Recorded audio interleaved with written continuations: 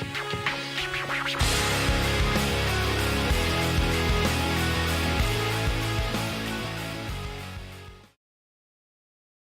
fertilização começa com um conjunto de eventos moleculares que iniciam-se com o contato do espermatozoide com o óvulo, em que ocorre a fecundação, onde o espermatozoide penetra o óvulo e suas membranas se fundem. E a fertilização termina com a mistura dos cromossomos paternos e maternos. Os resultados da fertilização são a estimulação do ovócito a completar a segunda divisão meiótica, a restauração do número diploide de cromossomos no zigoto, a determinação do sexo do embrião e a fertilização promove também a ativação metabólica do ovócito. Dentro das 30 horas após a fertilização, o zigoto inicia uma série de divisões mitóticas, denominadas clivagens. As células resultantes das divisões do zigoto são denominadas blastômeros e se tornam menores a cada divisão. O estágio de 16 blastômeros é denominado mórula, onde ocorre o processo denominado compactação, onde surgem especializações da membrana plasmática.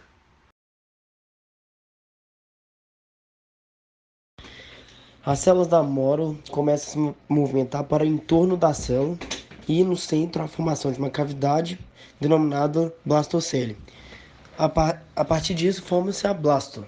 É importante lembrar que até a blástula há apenas o aumento do número de células e não do tamanho dessas células. Entre os filos animais, apenas os poríferos vão até a fase de blástula.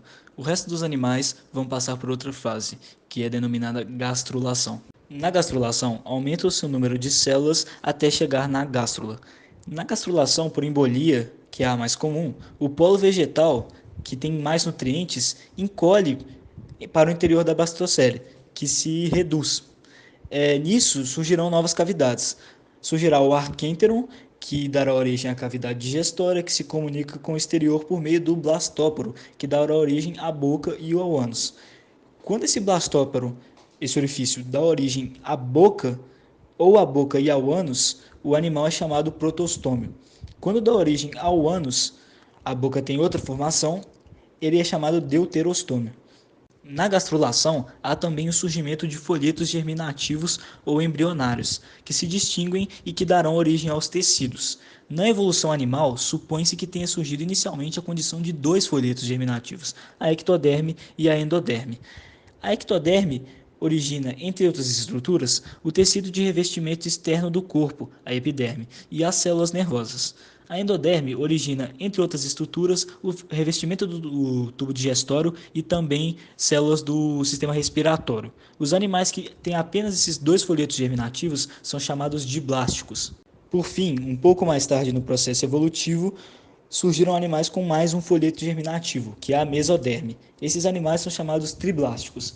O surgimento da mesoderme trouxe, entre outras implicações, a diferenciação de musculatura verdadeira, com feixes musculares dispostos em várias direções, o que possibilitou aos animais desenvolver maior diversidade de movimentos.